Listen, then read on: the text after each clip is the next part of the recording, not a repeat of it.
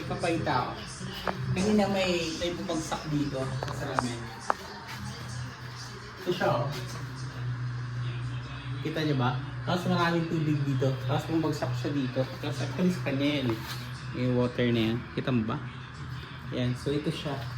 Nilagay ko muna siya dito.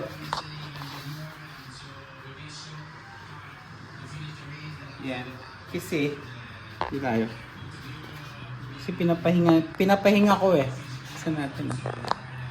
Okay lang ba siya? Teka lang.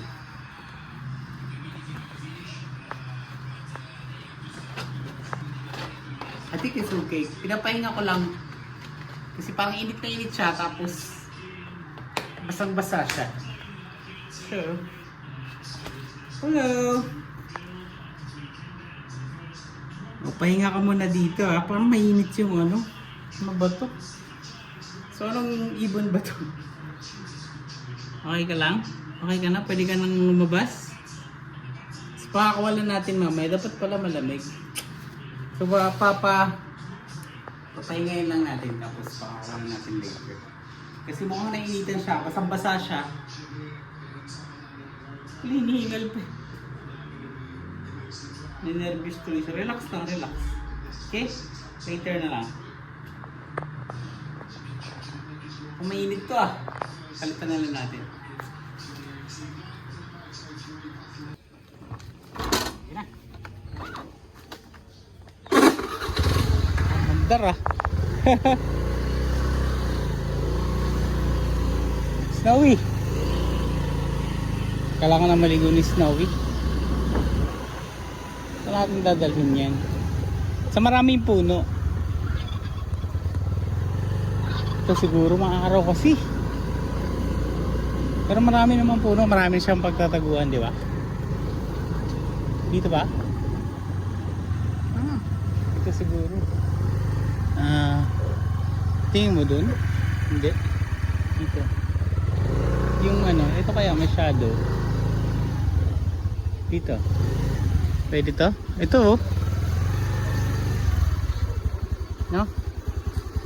Pwede dyan. Pwede siguro dyan. Sige, taba ka na. Naman, si Blacky. Black, ay naku naman. Tigilan mo ako Blacky ha. Blacky, tigilan mo ako ha.